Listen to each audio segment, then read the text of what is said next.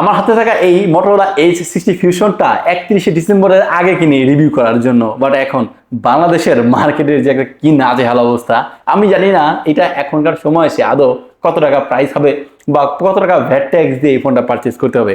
এখন যেহেতু আমরা এই ফোনটা ঠিক ওই 40,000 টাকার আশেপাশে দিয়ে পারচেস করছি, এই পার্সপেক্টিভে এইটা থেকে আমরা কেমন ইউজার এক্সপিরিয়েন্স পাচ্ছি আর এটার ক্যামেরা কেমন, ডিসপ্লে কেমন, সেই সমস্ত বিষয় নিয়ে আলোচনা করব। আসলে আমি না এইটার অ্যাকচুয়াল রিভিউর যে মূল মটোটা বা মূল ভাইবটা আমি পাচ্ছিলাম না, কোন বাদ বিচার এটা রিভিউ করব।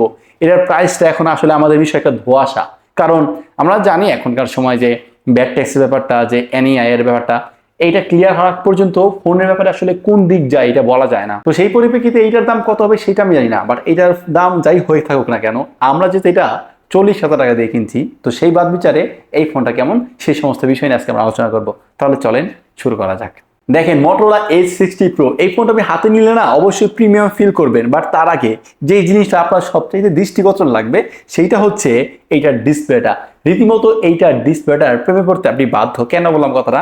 কারণ এই ফোনটাতে আছে 6.7 ইঞ্চের একটা পিওলেড প্যানেল, আর এইটা এত পরিমাণ কার্ভ, আমার কাছে মনে হয় 2025 সালের সবচাইতে কার্ভ ডিসপ্লেওয়ালা ফোন হচ্ছে এই Motorola H60 Proটা। কারণ এইটাতে আপনি যখন ডিসপ্লেটার কন্টেন্ট ওয়াচিং এক্সপিরিয়েন্সটা নেবেন, চারদিক দিকে একটু রাউন্ড করে কর্নার করে যদি ভিউইং অ্যাঙ্গেলটা দেখেন, বেশ ভালো পরিমাণ কার্ভ। এর ফলে কিন্তু এই ফোনটা বেশ ভালো পরিমাণ স্লিমও কিন্তু মনে হয়। তো এইটা এই কার্ভের কারণে আমার কাছে একটু নেক্সট লেভেল লাগছে। এখন দেখেন, অনেকের কাছে না কার্ভ ফোন পছন্দ না, পার্সোনালি আমার কাছেও না, কারণ কার্ভ ফোনগুলো কোম্পানিও বুঝতে পেরেছে আসলে অতটা প্র্যাকটিক্যাল না। আপনি দেখবেন স্যামসাং গ্যালাক্সি S23 পর থেকে কিন্তু আর কার্ভ ফোন নাই। আপনি যদি ভিভো, ওয়ানপ্লাস, রিয়েলমি ওদের দিকেও তাহলে লক্ষ্য করবেন, তারা কিন্তু এরকম কার্ভ ফোন আর দিচ্ছে না। কারণ যদি হাত থেকে পড়ে যায় সরাসরি ডিসপ্লেতে গিয়ে না আঘাতটা পড়ে, তার ফলে ডিসপ্লে খুব সহজেই নষ্ট হয়ে যায়, আর এরকম ইউভি গ্লাসটা লাগাতে অনেক কষ্ট। তো এই জন্য আসলে সমস্যা। আচ্ছা, আমি সমস্যা নিয়ে কথা বলবো না, যদি এটার ডিসপ্লেটার এক্সপিরিয়েন্সের কথা বলি, এটা হচ্ছে 6.7 ইঞ্চি একটা পিওলেড প্যানেল। এটা বেশ ভালো পরিমাণ কার্ভ, চারদিক থেকে ভিউ এক্সপিরিয়েন্স বেশ ভালোই পাওয়া যায়। এটা 120 হার্জের প্যানেল, এতে HDR10+ এর সাপোর্টও আছে, তার ফলে আপনি বেশ ভালো পরিমাণ একটা ডিসপ্লে এক্সপিরিয়েন্স পাবেন। চারদিকের চিন ভেজেলগুলো একদমই নাই, একদমই নাই বলবো আমি। আর উপরের নিচের দিকে আমরা দেখি কি অনেক ফোনে হয়ে থাকে যে উপরে আর নিচে হয়তো একটু ভেজেলের পরিমাণ লক্ষ্য করা যায়, বাট এইটার ক্ষেত্রে ওই জিনিসটাও নাই, এত পরিমাণ কার্ভ দিছে। এক কথায় বলবো, যখন আপনি এই ফোনটা দিয়ে কন্টেন্ট ওয়াচিং এক্সপিরিয়েন্সটা নেবেন বা ডিসপ্লে জনিত যাই কাজ করে থাকুক না কেন, আপনি এইটাতে হ্যাপি থাকবেন, এটা 100% শিওর। তো এই ফোনের ডিসপ্লেটা অ্যাকচুয়ালি ভালো লাগছে। যারা ভাই কার্ভ ডিসপ্লে পছন্দ করেন বা ডিসপ্লে নিয়ে একটু বেশি সিরিয়াস, ডিসপ্লে দিয়ে মুভি টুভি দেখবেন, কন্টেন্ট ওয়াচিং এক্সপিরিয়েন্সটা নেবেন, চোখ বন্ধ করে এটা দিকে ঝুঁকতে পারেন। তবে ডিজাইনটা বললে কালারটা ভাই সাবজেক্টিভ, বেশ কয়েকটা কালারে পাওয়া যায়। আমরা যেটা কিনছি এটা হচ্ছে পার্পল কালার বা বেগুনি কালার। এইটা সম্ভবত যে কিনছে মূলত আমার এক কলিগ বা ফ্রেন্ডও বলা যায়, ও ওর ওয়াইফকে দিবে, সেই জন্য আসলে পার্পল কালারটাই সিলেক্ট করা। ফোটার পেছনে যে ক্যামেরার বাম্পার মডিউলগুলো আছে না, এটা বেশ বড় সড়ো মোটা সোটা, দেখতে বেশ আই কেচিও লাগে। এখানে মূলত 3টা সেন্সর আছে, 2টা সেন্সর 50 মেগাপিক্সেল করে, বাট এখানে একটা 12 মেগাপিক্সেলের টেলিফোটো লেন্স দিছে, যেটা আমি ক্যামেরা বিষয়ে নিয়ে আলোচনা করবো। আর এটা সামনে যে ডিসপ্লেটা আছে, এটা আপনি কর্নিং গোরিলা গ্লাস 7 আয়ের প্রোটেকশন পাবেন, মানে 7 এর চেয়ে কিছুটা প্রোটেক্টিভিটি বেশি দিবে। তবে ভাই বলবো, যেহেতু এগুলো কার ফোন আর ডিসপ্লে নিবে ব্যাপার, এই জন্য অবশ্যই একটা গ্লাস প্রোটেক্টর লাগানোর চেষ্টা করবেন। তবে ইভি গ্লাসগুলো আমি দেখেছি ওই রকম ভাবে পেতে একটু কষ্ট হয়ে যায় বা পাওয়া এরকম যায়ও না। ফোনটা হাতে নিয়ে বেশ ভালো একটা প্রিমিয়াম ফিল পাওয়া যায়। পেছনের দিকে আপনি ভেগান লেদার পাবেন, আর্টিফিশিয়াল লেদার। এইটা আমার কাছে মনে হয়েছে কিছুটা আসলে কালো কালো হয়ে যাচ্ছে। এটা আমরা ব্যবহার করতেছি, যেহেতু বললাম মোটামুটি 10-12 দিন হয়ে গেছে, বাট পেছনের দিকে না একটু কালো কালো হয়ে গেছে। প্রথম অবস্থায় যেটা আনবক্সিং করছিলাম, পিছনের দিকের যে বেগুনিটা একটু উজ্জ্বল ছিল, একটু বেশি পরিষ্কার লাগছিল, বাট এই লেদারটা বললাম কিছুটা ময়লা টানে, আমার কাছে এমনটাই ফিল হয়েছে।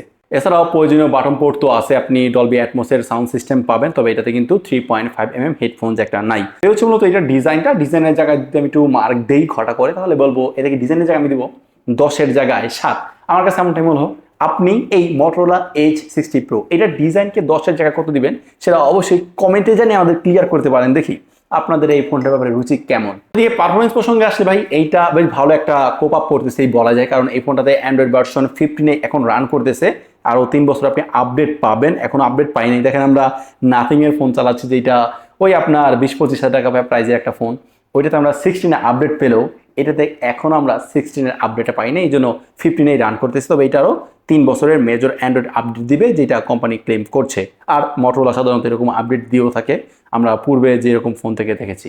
ফোনটাতে র্যাম রয়েছে 12 জিবি আর স্টোরেজ 512 জিবি। বেসিক্যালি আমরা একদম ম্যাক্স ভেরিয়েন্টটা কেনার ট্রাই করছি না, এটা আপনার 16 512 জিবিরও হয়, বাট আমরা যেটা কিনেছি এটা হচ্ছে 12 জিবি র্যাম 512 জিবি স্টোরেজ।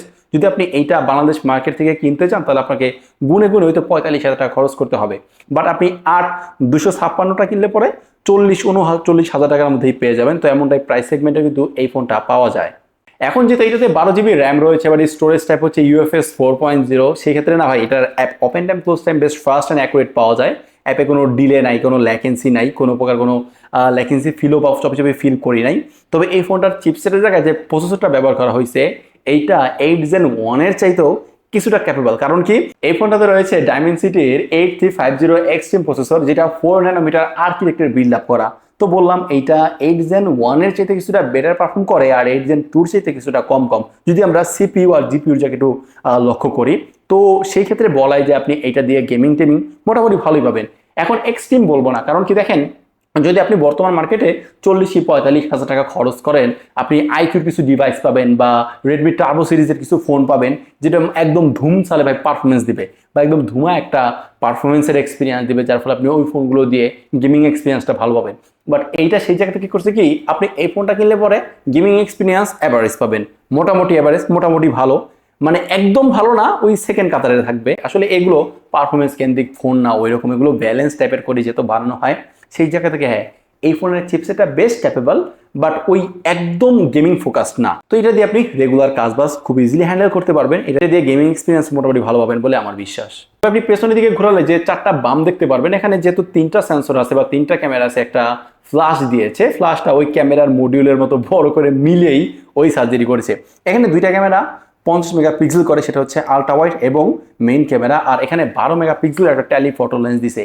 আমার মনে হয় ভাই এখানে যদি একটা 48 বা 50 মেগাপিক্সেলের ওই টেলিফটো লেন্সটা বসায় দিত তাহলে আমার মনে হয় ব্যাপারটা সোনায় সোহাগা হয়ে যেত।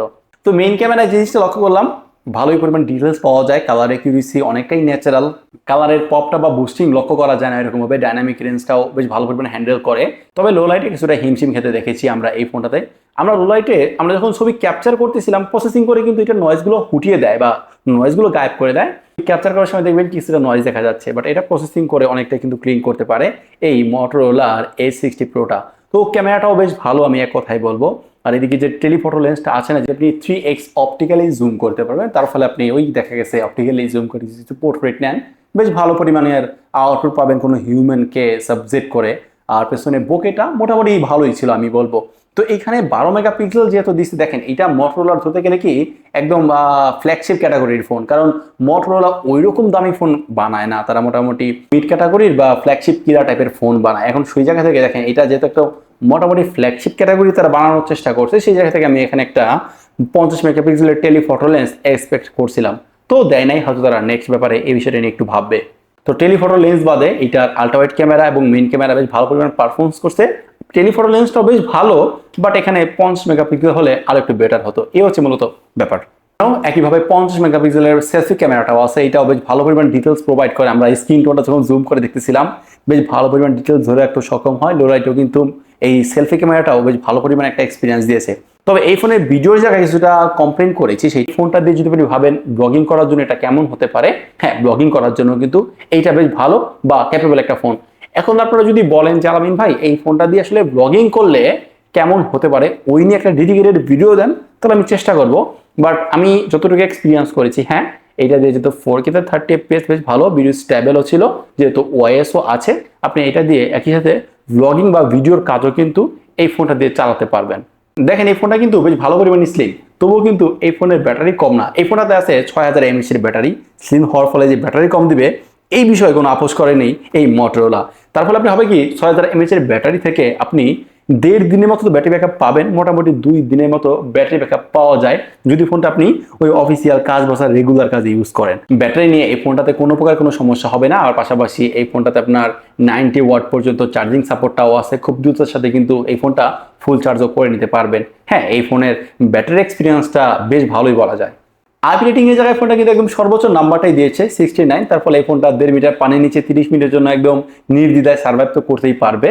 পাশাপাশি সিকিউরিটি আনলকের জন্য এই ফোনটাতে রয়েছে একটা অপটিক্যাল সেন্সর। ইয়েস, এইখানে আমার প্রশ্ন বা এখানে একটু কমপ্লেইন আছে, এখানে আল্ট্রাসনিক তারা দিতে পারতো, যেই প্রাইসে তারা এইটা দিচ্ছে ওই প্রাইসে মোটামুটি আল্ট্রাসনিকটা এক্সপেক্ট করা যায়, বাট এখানে আপনি অপটিক্যাল সেন্সর পাবেন, তার ফলে অ্যানিমেশনে আল্ট্রাসনিকের চেয়ে একটু ডিলে হবে, বাট এইটা আনলকিংটা মোটামুটি ফাস্ট অ্যান্ড স্মুথই ছিল।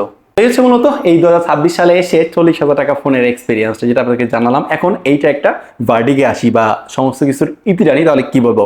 দেখেন, Motorola Edge 60 Pro এইটা আসলে ওরকম পারফরমেন্স ক্যান্ডি কোনো ফোন না। যারা গেমিং করতে চান, এক কথা বলবো ভাই, আপনি এখনই ভিডিওটি স্কিপ করে চলে যান, আপনাদেরকে নেক্সট আর কোনো কথা বলবো না।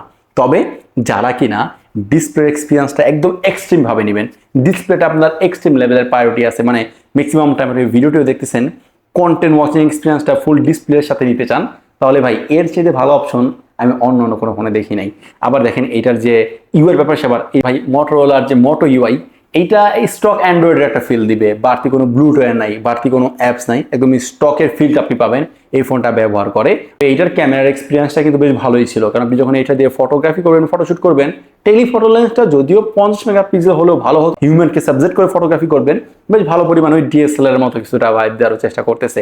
তো এইটার ক্যামেরা ভালো, এইটার ডিসপ্লেটা ভালো, এইটার ব্যাটারি ব্যাকআপটাও ভালো, ইউআইটা ওরকম ভালো না হলেও স্টক অ্যান্ড্রয়েড যেহেতু বাড়তি কোনো ব্লুটুথ বা বাড়তি কোনো অ্যাপস্টাপ যেহেতু নাই, সেই দিক থেকে ঠিকঠাকই বলা যায়। তবে এখন যদি প্রশ্ন আনি, এই বাজারে কিন্তু আমরা স্যামসাং গ্যালাক্সি A56টাও পাচ্ছি, যেটা আমি কয়েকদিন আগে রিভিউ করেছি, আপনাদেরকে দেখেছেন, 40,000 টাকার আশেপাশে পাওয়া যায়, তাই না?